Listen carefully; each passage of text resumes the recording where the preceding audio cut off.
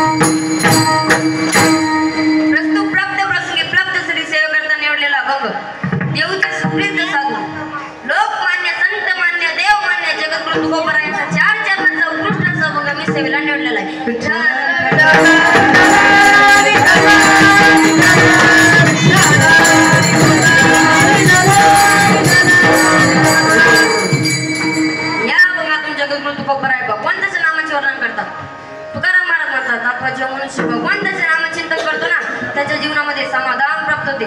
सदा नाम घोष करवरी कथा, सदा नाम घोष करवरी कथा, येणे सदा चित्त समाधान.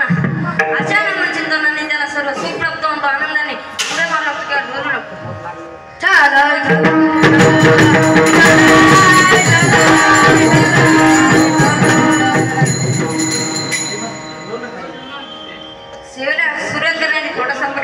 खूप महत्वाचं आहे. सर्वप्रमाणे चालू असलेला यावर्षी भव्य दिवस स्वरूपातील गणेश महोत्सव यातील 6व्या दिवसाचे कीर्तन रूपी सेवा माझ्यासारख्या पामारेकडे आले हे माझे परम भाग्य समजतो. या ठिकाणी उभा राहण्याचा अधिकार मला नाही. गुरुवारी संभाजी महाराज एखाद्या यांच्या कृपेने तुम्हा सज्जन मायबापाच्या कृपेने माझ्या आई वडिलांच्या आशीर्वादाने अभंग सोडण्याचा थेट प्रयत्न करतो. पुढे जाऊन बोलतो. या ठिकाणी इंद्रासारखे वाजवणारे आहे, गंधर्वासारखे गाणारे आहे, परिषद राजासारखे श्रोते ऐकणारे, वक्ता माझ्यासारखं भामट नाही. ज्ञानी आहे बरं का, मी पण कोणापेक्षा कमी नाही.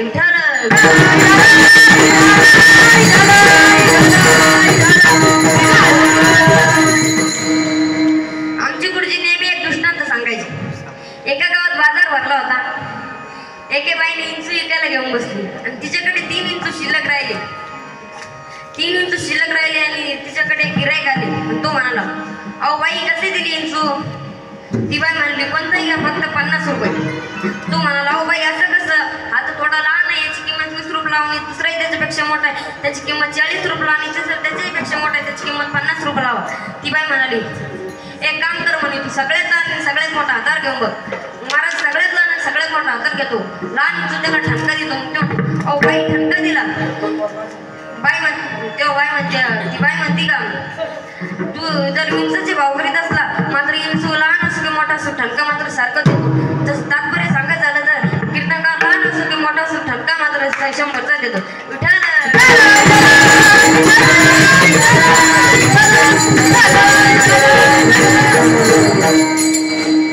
असं आपल्याला त्याकडे बोलायचे.